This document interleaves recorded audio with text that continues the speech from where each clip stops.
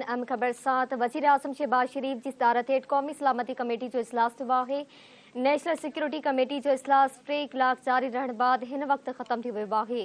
Zareen मौसिब security forces के दहशतगर्दन खिलाफ वॾे ऑपरेशन की मंजूरी ॾिनी वई आहे। नेशनल एक्शन प्लान ते अमल दरामद, नेक्टा खे फाल करण, दहशतगर्दी की तासी लहर, पाक अफगान बॉर्डर ते सिकताड़ ऐं मौशी सूरतहाल ते ब्रीफिंग ॾिनी वई। खबर आवाज़ सां शेयर कई पिया। दहशतगर्दी के तासन वाक़िअनि में शहीद थियल ऑफिसर्स ऐं जवाननि खे भेटा भी पेश कई वई आहे। मग़फ़िरत लाइ दुआ पिण कई वई आहे। इजलास में army chief general Syed Asim Munir, DGSI lieutenant general Nadeem Anjum ऐं हथियारबंद फ़ौज जे चीफ समेत परडी वसीर बिलावल भुट्टो सरदारी, ख्वाजा आसिफ, गुरवज़ीर राणा सनाउल्लाह ऐं ॿिनि वज़ीरनि शिरकत कई आहे। खबर आवाज़ सां शेयर कई पिया। वज़ीर आज़म शहबाज शरीफ जी सदारत हेठ क़ौमी सलामती कमेटी जो इजलास थियो आहे। नेशनल सिक्योरिटी कमेटी जो इजलास 3 कलाक जारी रहण बाद हिन वक्त ख़त्म थी वियो आहे। ज़रियनि मूजिब सिक्योरिटी फोर्सेस के दहशतगर्दन खिलाफ वॾे ऑपरेशन की मंजूरी ॾिनी वई। नेशनल एक्शन प्लान ते अमल दरामद, नेक्टा के फाल करण, दहशतगर्दी की तासी लहर, पाक अफगान बॉर्डर ते छिकताड़ ऐं मौशी सूरतहाल ते ब्रीफिंग ॾिनी वई आहे। अवां खे आगाह कई पिया। दहशतगर्दी के तासन वाक़िअनि में शहीद थियल ऑफिसर्स ऐं जवाननि खे भेटा पेश कई वई आहे।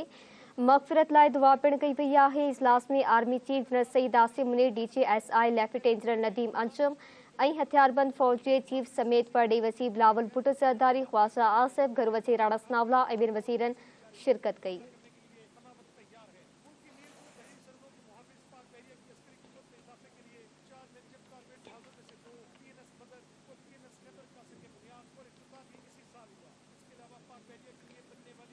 अवां खे आगाह कई पिया। वज़ीर आज़म शहबाज शरीफ जी सदारत हेठ क़ौमी सलामती कमेटी जो इजलास थियो आहे। नेशनल सिक्योरिटी कमेटी जो इजलास 3 कलाक जारी रहण बाद हिन वक्त ख़त्म थी वियो आहे।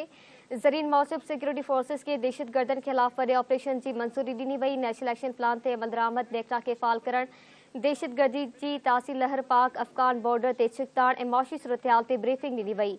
दहशतगर्दी के तासन वाक़िअनि में शहीद थियल ऑफिसर्स ऐं जवाननि खे भेटा पेश कई वई आहे। मग़फ़िरत लाइ दुआ पिण कई वई। इजलास में army chief general Syed Asim Munir, DGSI lieutenant general Nadeem Anjum ऐं हथियारबंद फ़ौज जे चीफ समेत परडी वसीर बिलावल भुट्टो सरदारी, ख्वाजा आसिफ, गुरवज़ीर राणा सनाउल्लाह ऐं ॿिनि शिरकत कई। तफ़सील मालूम कंदासीं। ब्यूरो चीफ इस्लामाबाद नसीर चारण खां। जी नसीर, इजलास बाबति आगाह कजो। अहम और जो जंहिंमें अस्करी क़यादत ऐं ख़ासि तौर ते जेके वफ़ाक़ी वज़ीर आहिनि ऐं परॾे वज़ीर बिलावल भुट्टो ज़रदारी, वफ़ाक़ी गृह वज़ीर राणा सनाउल्लाह, उन सां गॾोगॾु ख्वाजा आसिफ समेत जेके अस्करी क़यादत आहे उहे जेके सॼो हिन क़ौमी सलामती कमेटी जे इजलास में शरीक थिया। ऐं ख़ासि तौर ते अॼु जेके इजलास में जंहिं नुक़्ते ते गौर वीचार कयो वियो उहो ख़ासि तौर ते मुल्क में जेको नेशनल एक्शन प्लान जेको हो उन ते जेको आहे सो हिकु दफ़ो ॿीहर जेको आहे सो उन ते अमल दरामद तेज़ करण जो जेको आहे सो फ़ैसिलो कयो वियो आहे। उन सां गॾोगॾु जेको ख़ासि तौर ते KPK में जेकी दहशतगर्दी थी रही आहे ऐं उनखे रोकण जे हवाले सां जेको आहे सो मुख़्तलिफ़ जेके तजवीज़ हूं उन्हनि ते गौर वीचार कयो वियो। उन सां गॾोगॾु KPK से जेकी दहशतगर्दी सां गॾोगॾु जेको बलूचिस्तान में बि जेको दहशतगर्दी जा जेके सानिया अफ़सोसनाक थिया आहिनि उन ते बि जेको आहे सो मुख़्तलिफ़ तजवीज़ुनि सां गॾोगॾु मुख़्तलिफ़ हिकमत अमली जोड़ जे हवाले सां गौर वीचार कयो वियो। ऐं वज़ीर आज़म शहबाज शरीफ ऐं ख़ासि तौर ते अस्करी क़यादत ऐं उन सां गॾोगॾु जेके चइनी सूबनि जा जेके वॾा वज़ीर आहिनि या सूबाई जेकी हुकूमतूं उन्हनि सां जेको आहे सो हिन ॻाल्हि ते इतफ़ाक़ कयो आहे त नेशनल एक्शन प्लान ते अमल दरामद करण जे हवाले सां ऐं मुल्क मां दहशतगर्दी जे ख़ात्मे ऐं उनखे दहशतगर्दनि खे जेको आहे सो रोकण जे हवाले सां जेके तजवीज़ूं आहिनि उन्हनि ते जेको आहे सो सूबाई हुकूमतुनि खे वफ़ाक़ी हुकूमत तरफ़ां हिन ॻाल्हि जो अॼोके इजलास फ़ैसिलो कयो आहे त सूबाई हुकूमतूं ऐं वफ़ाक़ी हुकूमत जेको आहे सो गॾिजी करे जेको आहे सो हिकु हिकमत अमलीअ तहत जेको आहे सो इन दहशतगर्दी खे नाकाम बनाइण लाइ जेके सो कोशिशूं वरितियूं वेंदियूं। ऐं इन सां गॾोगॾु अॼु ख़ासि तौर ते इन ॻाल्हि जो बि जेको आहे सो क़ौमी सलामती कमेटी जे इजलास में इन ॻाल्हि जो फ़ैसिलो कयो आहे त मुल्क में जेको आहे सो अमन अमान जेकी सूरत हाल आहे उनखे हर मुमकिन ऐं हर सतह ते हर क़दम जेको आहे सो खणी करे जेको आहे सो अमन अमान बरक़रार रखियो वेंदो।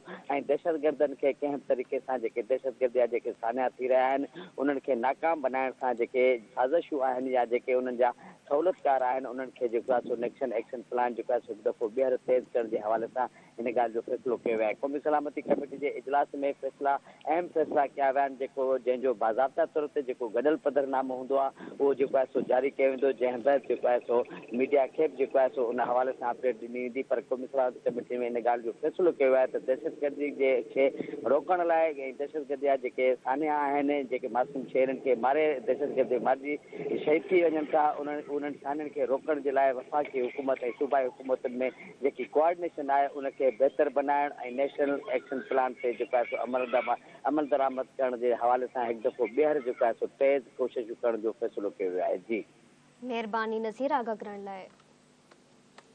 क़ौमी सलामती जे इजलास बाबति तव्हांखे आगाह कयूं पिया। वज़ीर आज़म शहबाज शरीफ़ जी सदारत हेठि क़ौमी सलामती कमेटी जो इजलास थियो आहे।